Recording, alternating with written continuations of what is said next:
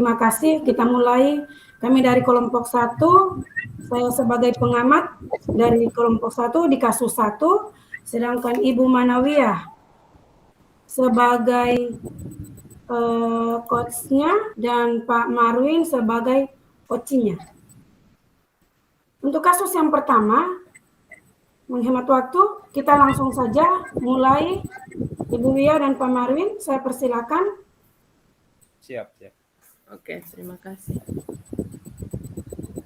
Assalamualaikum warahmatullahi wabarakatuh, Nak Marwin. Waalaikumsalam, Ibu. Sebentar setelah jam istirahat, Ibu ingin berbincang-bincang denganmu. Apakah boleh? Boleh sekali, Ibu.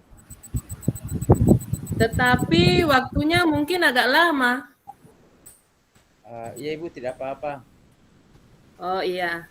Setelah istirahat, Nak Marwin bertemu dengan Ibu Guru. Mulailah percakapannya. Ibu perhatikan, akhir-akhir ini setiap kamu belajar dan mengerjakan tugas selalu dikerjakan secara mandiri dan tidak mau bekerja sama dengan teman-teman. Apakah benar seperti itu? Iya, Bu, benar. Saya memang senang mengerjakan tugas sendiri dan tidak menyukai kerja kelompok. Oh, begitu ya? Iya. Iya, Ibu, saya lagi mencari teman untuk berdiskusi tentang hal ini. Terima kasih, Ibu, sudah mau membantu dan mendengarkan saya. Jadi apa yang Ibu bisa bantu dan apa yang menjadi tujuan yang ingin kamu capai dalam diskusi kita hari ini? Saya ingin solusi yang saya hadapi saat ini dan ingin tahu apa penyebabnya. Oh, begitu ya. Coba kamu ceritakan ke Ibu, apa yang kamu rasakan sekarang? Saya merasa nyaman jika mengerjakan tugas secara mandiri daripada tugas kelompok. Karena jika saya mengerjakan secara mandiri, tugasnya akan cepat selesai, Ibu. Oh, begitu. Kenapa kamu berpikir begitu? Ya, Ibu, karena tugas yang dikerjakan sendiri pasti hasilnya lebih baik dan memuaskan dibanding dengan tugas kelompok. Jadi, selamanya kamu tidak ingin bekerja tugas secara berkelompok. Tidak juga, Ibu. Saya ingin belajar kelompok dan teman-teman.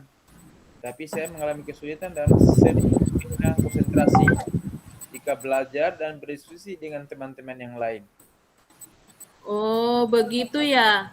Coba kamu ceritakan kendala apa saja yang kamu hadapi ketika kamu berdiskusi kelompok sehingga kamu lebih suka belajar mandiri.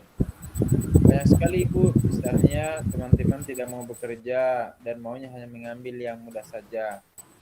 Terus waktu untuk bertemu susah, Bu, karena apalagi tugas kelompoknya dikerjakan di luar jam pelajaran. Dan terkadang kami tak jarang berbeda pendapat. Dan juga mereka selalu berharap aku yang mengerjakannya, walaupun tugasnya sudah dibagi.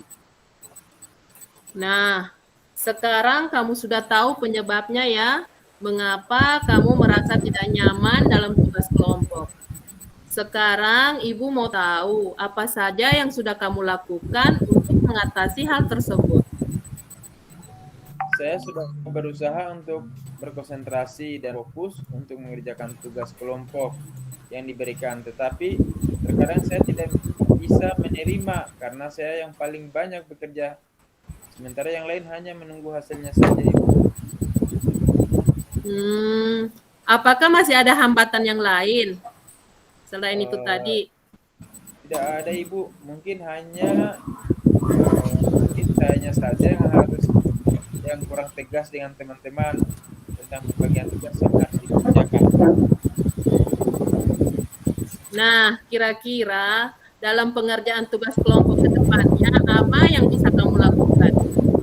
Itulah, Bu. Saya masih bingung apa yang harus saya lakukan. Dari beberapa hal yang kamu sebutkan tadi, mana yang menjadi prioritas pertama kamu? Saya berharap setiap kelompok harus mengerjakan tugas yang telah dibagikan dan berusaha saling mengerti setiap perbedaan yang ada. Nah, itu langkah-langkah yang baik untuk kamu. Selanjutnya, apa yang kamu akan lakukan ke depannya agar pembelajaran dan tugas kelompok ini dapat berjalan dengan baik? Hal yang pertama yang saya lakukan adalah berdiskusi dengan teman-teman bagaimana agar dalam mengerjakan tugas kelompok kita harus berperan aktif sesuai dengan tugas yang diberikan. Dan yang kedua, evaluasi yang dilakukan bersama.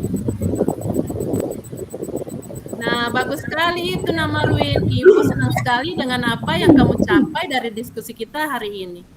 Lalu, komitmen apa yang kamu akan lakukan untuk menjalankan rencana ini? Saya ingin setiap kelompok harus bertanggung jawab atas tugas yang diberikan agar kedepannya bukan saya saja yang bekerja, tapi semua kelompok bisa aktif. Nah, kira-kira siapa yang akan membantu kamu untuk menjalankan komitmen tersebut? Nah, saya akan meminta bantuan guru dan teman-teman lain agar bisa selalu mengingatkan saya.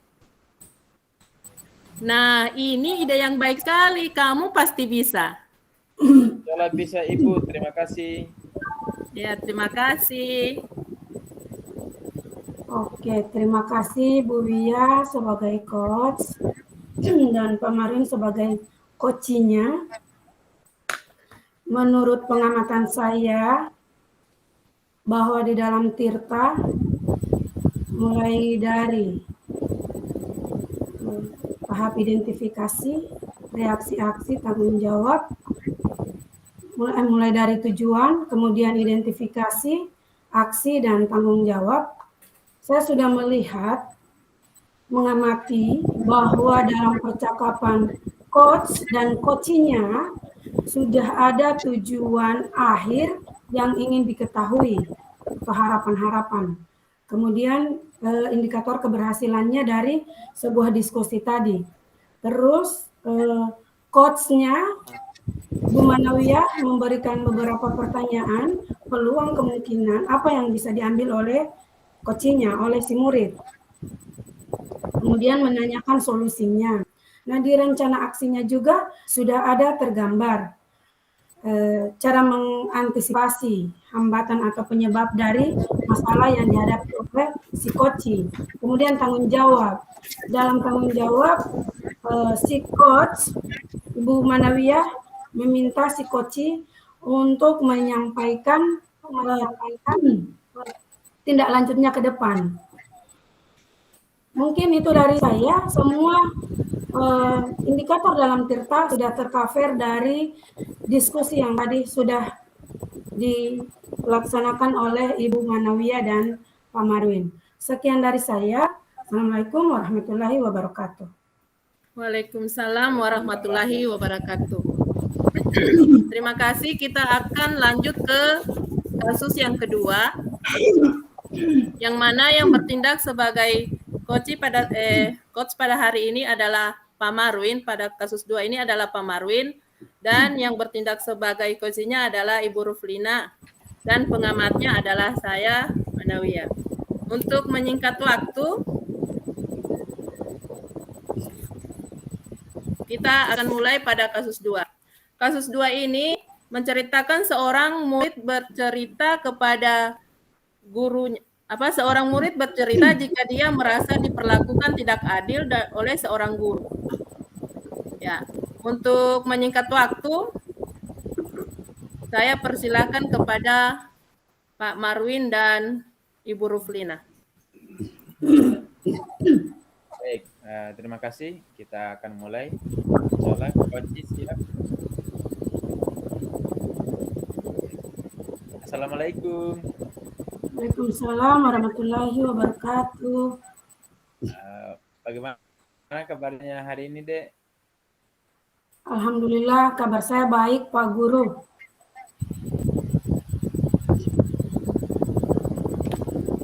Saya sedang di sini karena saya ingin berdiskusi dengan kamu. Orang punya tugas kan? Boleh, Pak Guru. Saya punya waktu. Iya. Akhir ini ini saya promosikan kamu menyendiri. Kelihatan agak tanggung bergabung dengan teman-teman di kelas. Apa benar demikian? Iya, Pak. Memang begitulah keadaannya. Kalau bisa diceritakan apa sebenarnya yang terjadi, Dek? Begini, Pak. Ada guru di kelas kami, beliau membuka les privat. Semua teman-teman saya mengikuti les tersebut, kecuali saya. Setiap masuk kelas pada pembelajarannya, selalu disinggung siswa yang tidak ikut privat. Saya merasa tidak nyaman, karena hanya saya yang tidak ikut, Pak. Oh, gitu ya. Kalau boleh tahu, mengapa adik tidak bisa ikut les privat tersebut? Begini, Pak. Sebenarnya saya mau sekali ikut, tetapi biaya lesnya sangat mahal.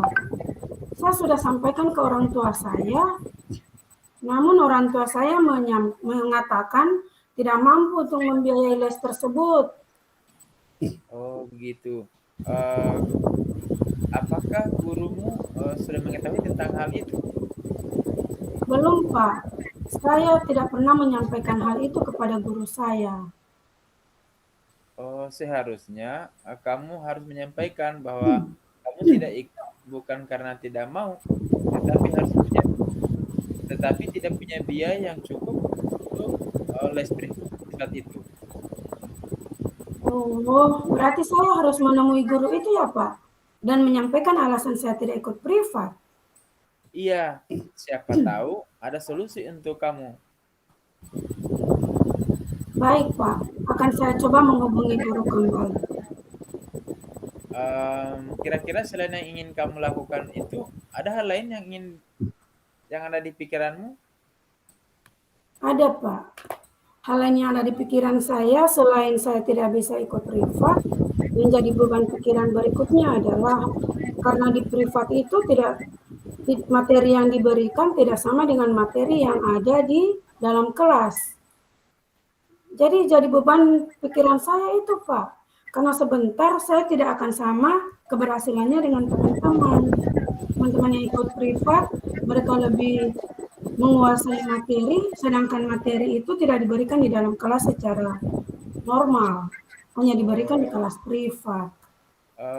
Kalau begitu ada tidak alternatif lain untuk memecahkan masalah ini? Setelah saya pikir-pikir, yang pertama adalah saya akan menghadap guru, saya akan menceritakan latar belakang kenapa saya tidak bisa ikut les. Yang kedua, saya akan mencoba mendekati teman-teman yang ada di dalam kelas jika mereka mau untuk berbagi materi yang mereka dapatkan di kelas privat. Baiklah, kalau begitu kamu sudah menemukan solusi atas permasalahan kamu. Sekarang apa komitmen terhadap rencana selanjutnya? Komitmen saya, Pak, saya ingin berhasil, baik melalui pendekatan dengan teman-teman atau melalui keterbukaan dengan guru atau dengan bantuan apa saja, yang penting saya bisa berhasil. Oke, bagus sekali. Itu yang saya maksud, bahwa kamu harus tetap optimis, kamu harus mandiri dan bertanggung jawab terhadap apa yang kamu alami. Terima kasih ya hari ini atas diskusinya. Terima kasih, Pak. Ya, sama-sama, Pak, sudah memberikan arahan dan pencerahan kepada saya. Terima kasih deh, insya Allah kita bertemu pada kesempatan lain. Assalamualaikum. Waalaikumsalam warahmatullahi wabarakatuh. Oke, terima kasih Pak Marwin dan Ibu Ruflina atas prakteknya pada kasus 2. Menurut pengamatan saya, pada kegiatan tadi, pada model Tirta itu, seorang guru sudah mampu, seorang murid sudah mampu memberikan poin-poin yang ada pada model Tirta ini, yaitu ada tujuan, identifikasi, rencana aksi, dan tanggung jawab. di mana pada tujuan itu sudah tercakup tujuan umum dan seorang guru sudah mampu mengidentifikasi atas permasalahan yang dirasakan oleh murid tersebut, dan sehingga dia memberikan berupa pertanyaan-pertanyaan dan umpan balik yang mengarah pada identifikasi pada murid tersebut, sehingga seorang guru juga sudah mampu menanyakan, memberikan pertanyaan-pertanyaan mengenai rencana dari aksi murid yang akan dilakukan ke depannya. Dan pada poin terakhir di tanggung jawab, seorang guru sudah mampu menanyakan tentang komitmen apa yang akan dilakukan ke depannya atau tindak lanjut yang akan dilakukan ke depannya, dan murid tersebut sudah dapat mengetahui tentang apa yang menjadi komitmen dia pada rencana ke depannya. Saya kira dari saya cukup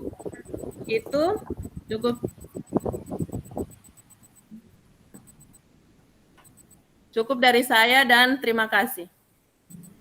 Oke, terima kasih. Baik, selanjutnya kita akan melangkah pada kegiatan coach untuk kasus 3. Di kasus 3 ini yang akan bertindak sebagai coach adalah Ibu Ruflina Polinggapo, dan yang bertindak sebagai coachi adalah Ibu Navia, dan pengamat adalah saya sendiri. Pada kasus ini ada seorang guru yang kemudian ditegur oleh kepala sekolah karena kepala sekolah menerima laporan dari pengawas bahwa guru tersebut ketika mengajar tidak membawa buku teks. Jadi dia mengajar dengan memanfaatkan sumber-sumber lainnya. Seperti apa proses coachnya? Mari kita saksikan. Oke. Terima kasih. Assalamualaikum Ibu.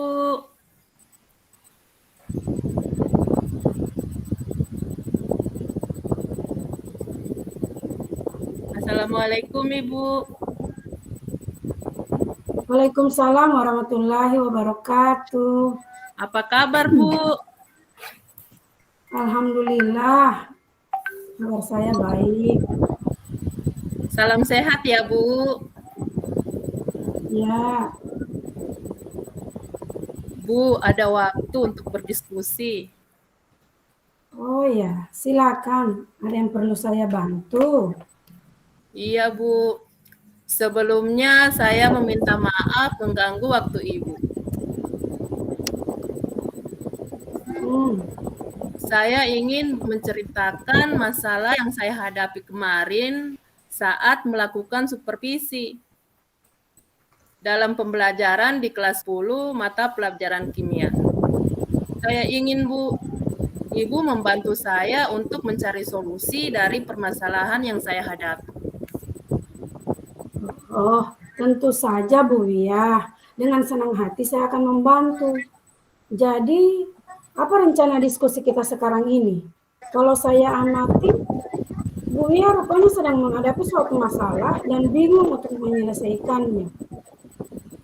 Iya Ibu, saya ingin berdiskusi mencari penyebabnya saya dimarahi oleh kepala sekolah dan solusi dari penyebab masalah tersebut. Kalau begitu, apa sih kriteria keberhasilan diskusi kita hari ini? Oh, kalau kriteria keberhasilannya adalah saya ingin mencari solusi dari masalah saya, Bu. Oh, kalau begitu, silakan ceritakan masalah yang Ibu Manawiyah hadapi sekarang ini. Jadi begini, Bu. Kemarin saya mengajar materi termokimia. Saya menyiapkan perangkat pembelajaran, diantaranya ada silabus, RPP, dan lembar kerja siswa. Namun saya tidak menggunakan buku teks pelajaran kimia pada pembelajaran tersebut. Hal ini saya lakukan karena saya beranggapan materi tersebut sudah ada di LKS. dan juga mengajar sudah berkali-kali materi termokimia setiap tahun pelajaran. Saat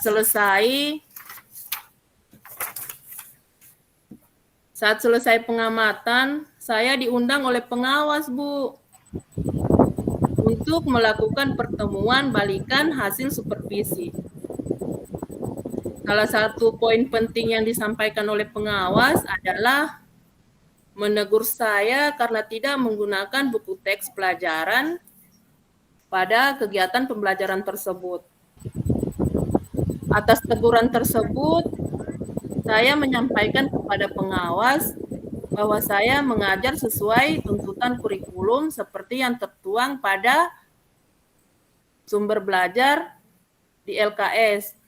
Sudah terdapat KI, KD, dan indikator pencapaian kompetensi. Dan juga saya katakan bahwa materi termokimia yang saya sajikan dalam pembelajaran telah saya kuasai.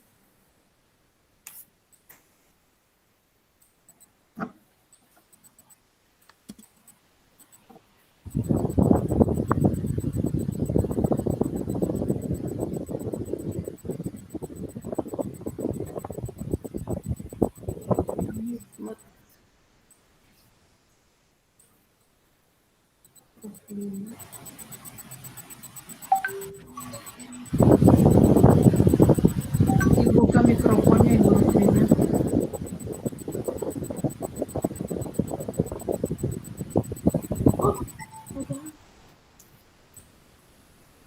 Oh, kalau begitu bagus sekali. Karena Ibu Manawiyah mempunyai intelijensi yang tinggi. Mampu memberikan gagasan yang baik tentang penggunaan LKS sebagai sumber belajar. Dan telah menggunakan pembelajaran yang mengacu pada KI 3 dan KI 4 pada LKS tersebut. Terus, bagaimana tanggapan pengawas terhadap kegiatan tersebut?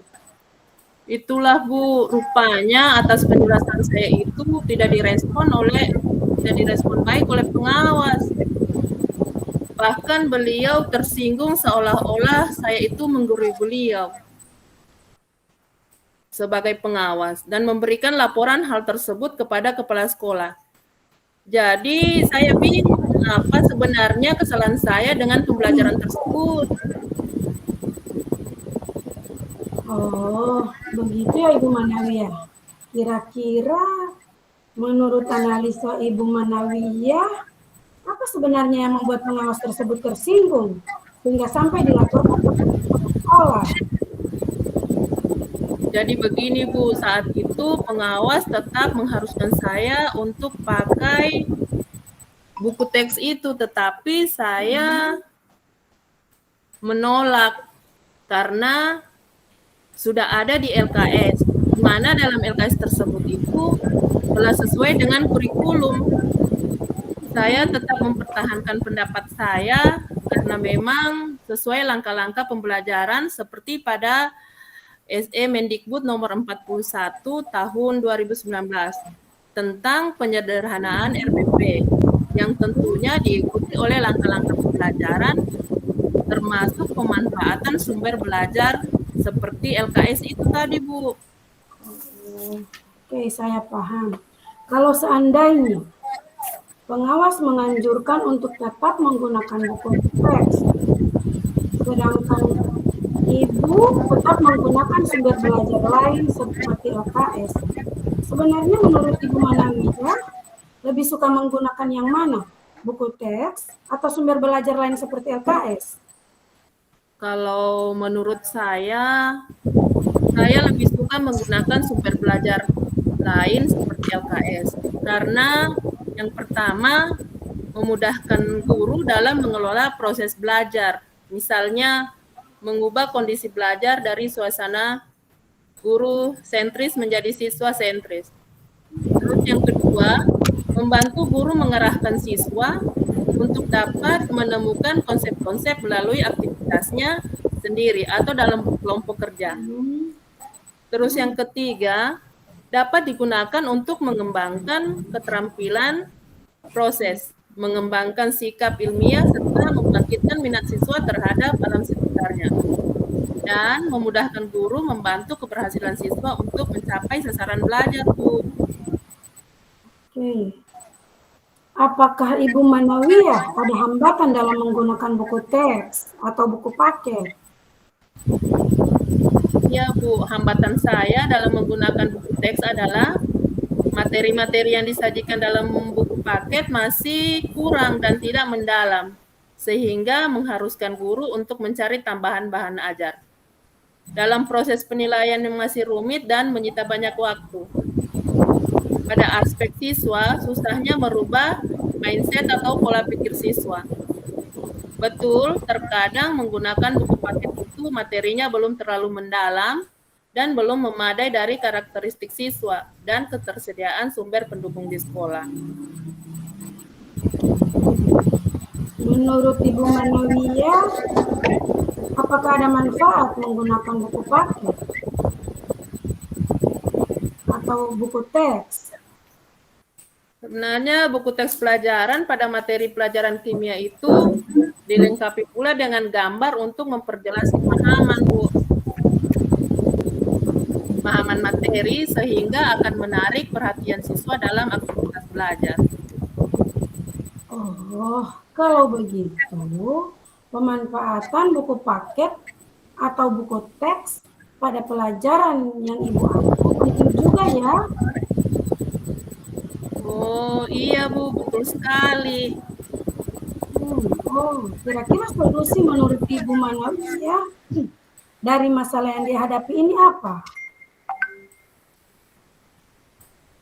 Setelah melihat ternyata buku teks itu ada manfaatnya juga.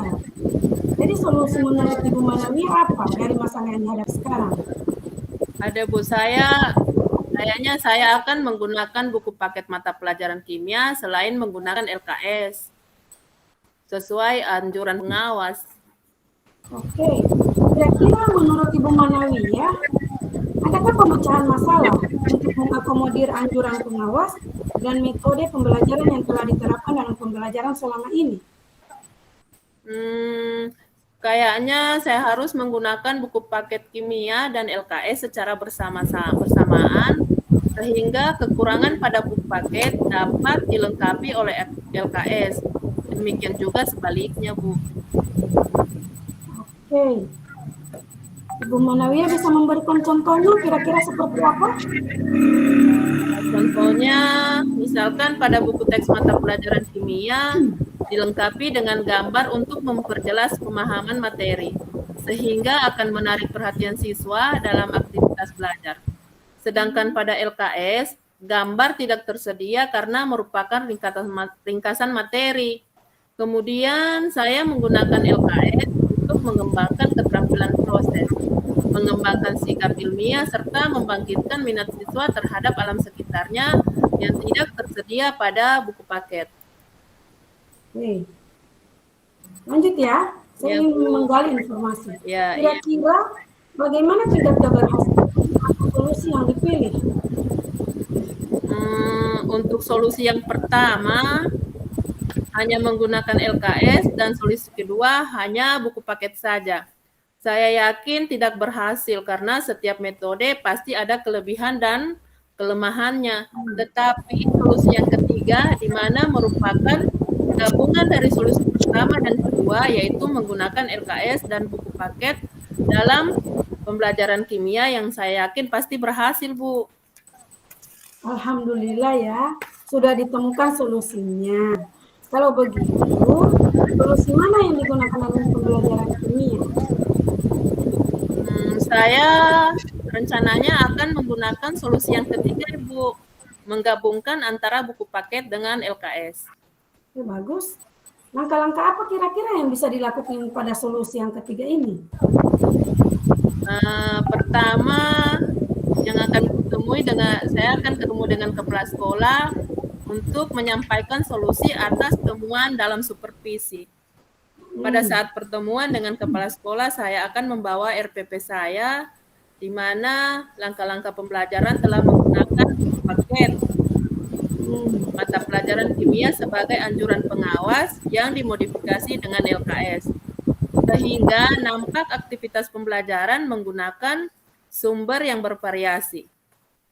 Terus kemudian saya bertemu kepada pengawas untuk meminta maaf atas tingkah laku saya dalam merespon anjuran pengawas. Dan pada pertemuan dengan pengawas, saya juga akan membawa RPP saya yang sudah diperbaiki sesuai anjuran pengawas. Berdasarkan RPP yang sudah disebut, saya berdiskusi dengan pengawas dan meminta masukan untuk kesempurnaan dalam pelaksanaan proses pembelajaran tersebut. Nah, itu bagus sekali. Sekarang, apa kesimpulan dalam diskusi kita hari ini? Dari diskusi hari ini, saya bisa menyimpulkan, saya dapat diskusi dalam pembelajaran harus menggunakan sumber belajar yang bervariasi, yaitu ada buku paket, LKS, dan sumber belajar lainnya. Dengan mempertimbangkan karakteristik siswa dan materi pembelajaran, serta harus mempertimbangkan anjuran pengawas dan kepala sekolah atau guru lain. Komitmen apa yang digunakan untuk berdiskusi dengan pengawas? Saya akan meminta bantuan kepala sekolah menemani saya bertemu dengan pengawas, sehingga masalah yang saya hadapi ini bisa selesai, Bu. Insya Allah ya, amin. Insya Allah, masalah Ibu Manawiyah bisa terselesaikan dengan cepat dan baik. Terima kasih Bu atas bantuannya. Insya Allah hasil diskusi ini merupakan referensi untuk memperbaiki kinerja saya ke depannya dalam melaksanakan tugas. Terima kasih ya Bu. Sama-sama. Ya baik, itulah tadi hasil praktik coaching untuk kelas 3, di mana ada seorang guru yang dinilai sekolah mendapati teguran kepala sekolah karena ada laporan dari pengawas mengajar tidak menggunakan musik. Berdasarkan pengalaman saya, ya dari proses tadi penerapan kita cukup baik, diawali dengan kesepakatan tentang apa tujuan yang akan dicapai. Kemudian tadi identifikasi masalah sangat detail, kemudian juga lebih diperluas lagi tentang rencana aksi yang akan dilakukan, kemudian tanggung jawab. Saya kira cukup baik. Demikian saya kira proses coaching untuk kasus 3. Saya kembalikan ke Ibu Fasilitator. Terima kasih. Oke. Terima kasih banyak atas tampilan dari kelompok 1 dan semoga apa yang diungkapkan bisa dilaksanakan, diaplikasikan pada pelaksanaan kegiatan di sekolah masing-masing. Terima kasih banyak kepada Bapak Warni, Ibu Manawiyah, dan Ibu Ruflina. Semoga semua dalam keadaan sehat walafiat. Sekiannya dari kelompok 1 dan sekali lagi terima kasih. Terima kasih.